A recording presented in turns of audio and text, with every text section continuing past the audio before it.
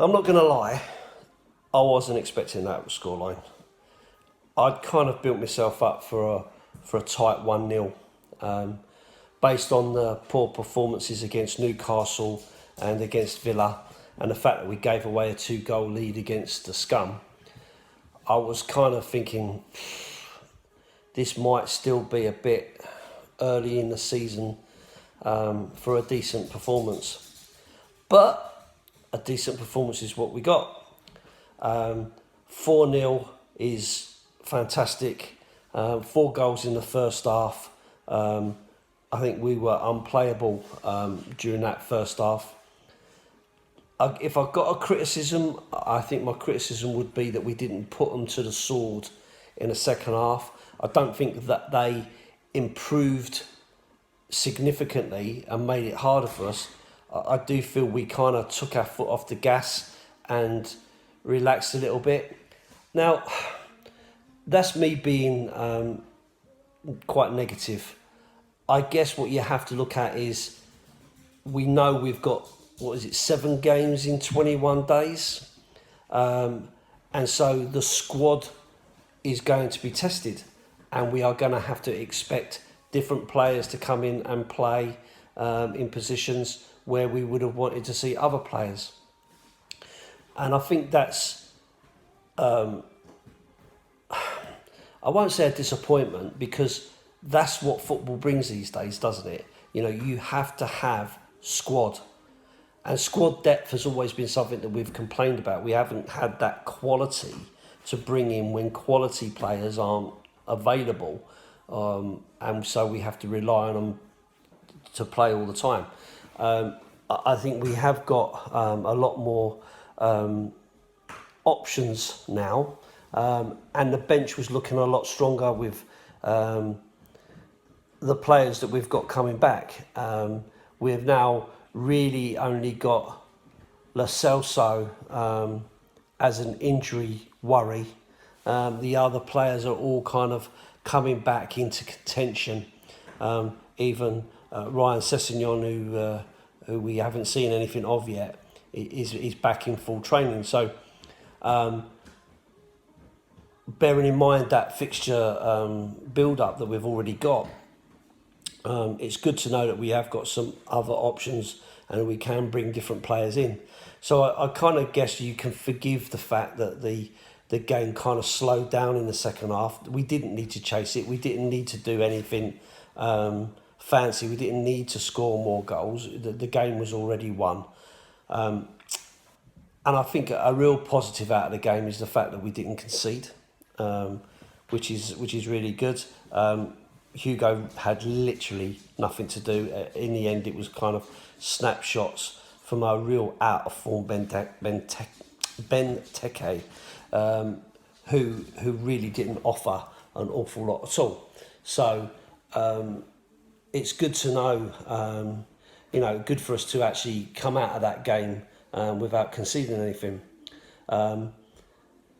So positives, real positives out of it, apart from the scoreline. Aurier's performance I thought was very, very good. Bearing in mind he's been out of the team for a while, mainly due to his attitude, I think, more than injury. I know it started off as an injury, but he was available against the Scum and didn't come on. Davinson Sanchez was preferred in an unnatural position for him. So now that the window is closed, I think Pochettino is saying to the team, right, you're here at least until January. So knuckle down, get into the game, and let's see what we can do. And if you play well enough and a team comes in for you and you want to go, there's the opportunity to go.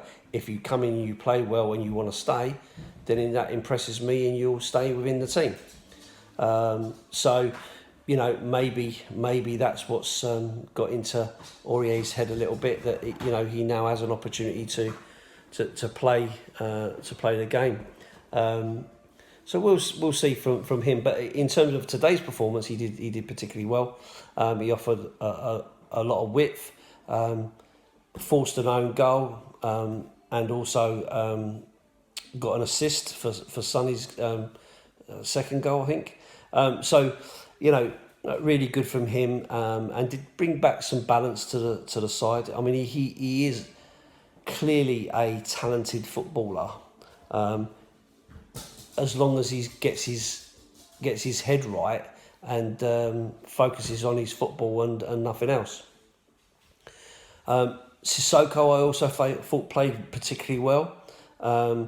His driving and his passing was really good today, and it shows that if he's got space and time on the ball, he can play some decent passes. I think that goes as well for Harry Winks.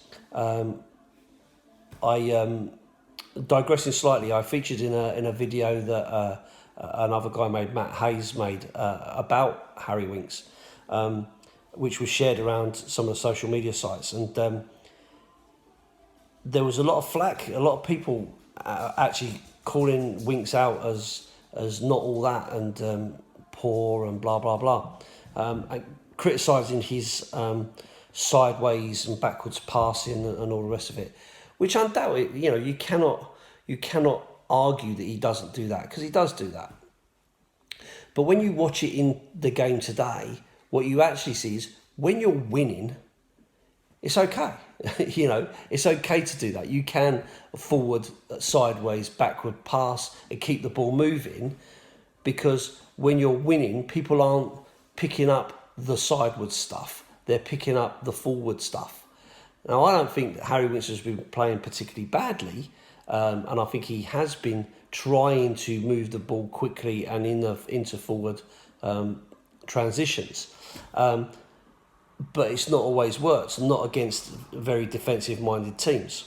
So it was very pleasing today to see him play well and actually get some credit, because I think he deserves a bit of credit. He's 23 years of age. He's played over 100 games in the first team now over the last sort of 3 seasons, because Pochettino trusts him and sees something in him. And I think him and Ndombele together, for me, is probably the future of those roles in the centre of midfield there, with the flair players coming off of them. They're both very young, both got a lot to learn, but I think you can see real development of those players. I think Ndombele clearly, when he came on, showed some real quality in terms of his movement and his driving forward. I thought that was really good to see, especially just coming back off of injury. There was a couple of times where he kind of dropped his shoulder and dodged one way, and then accelerated really well the other, and leaving the player behind him. And I thought that was really good to see, and an exciting player. And so then you look at the front attacking and creative players that we've got there. Today you've got Eriksen, Son, Lamela, and Kane. Bear in mind you've also got Lucas Moura and Dele Alli and Lo Celso, all at the club. I know Lo Celso's injured until the end of October, but that is a little bit of squad that you can kind of look at and go, well, he's got some decisions to make there, for some of these players. And today he went for Lamela and Son. I'd kind of had it in my mind that I was looking for Dele to play. So I don't know whether Dele is still injured slightly or needs still some more time, or whether it's just because Lamela is playing well. And today was no different. I felt that Lamela actually played very well today. Couple of times where he kind of stumbled into people, and I thought, oh, really? But his overall performance was good. And I felt he deserved his place within the team. I did kind of think that Moura, it wasn't the right sort of game for him before the game kicked off, because I felt that they would be rather compact, and I like to see Moura running in space and stuff like that, getting the ball to just behind the defence and him running onto it. So I didn't think it was the right game for him, but I did think that Dele would be a good option. But as it turned out, it wasn't needed. And like I said, we've got these games coming up, and I think we will see Dele, we will see Moura, we will see Lamela and Son, interchanging within those roles. Just to keep it fresh, just to give it something different, and just to ensure that we don't rely too much on just the same players all the time, because that's where we've kind of fell short from time to time. And I do think that Ndombele will be the main man in that, right in the centre there. But whether that's going to be with Winks, whether that's going to be with Sissoko, currently seems to be with Sissoko. But for me, I think Winks would be the better option. But we'll see. We'll see.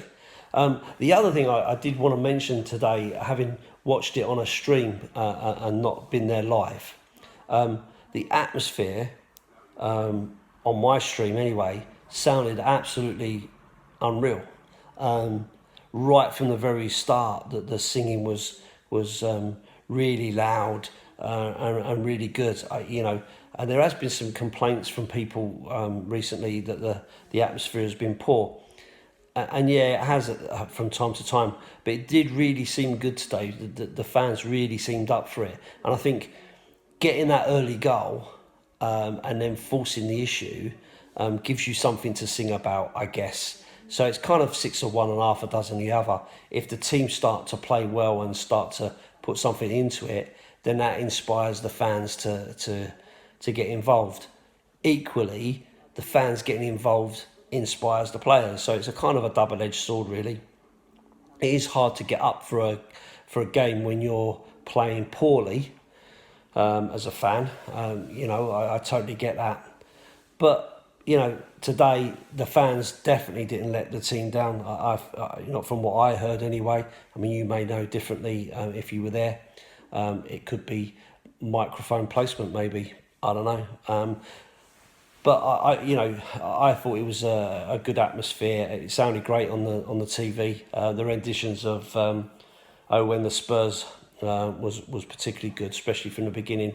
Really loud, and so well done to the fans for that. That was pleasing. So now we move on to Greece to play Olympiacos in the Champions League group stages. So we just have to chalk this game up. That's done. Move on to the next one, and we keep the faith. Up the Spurs.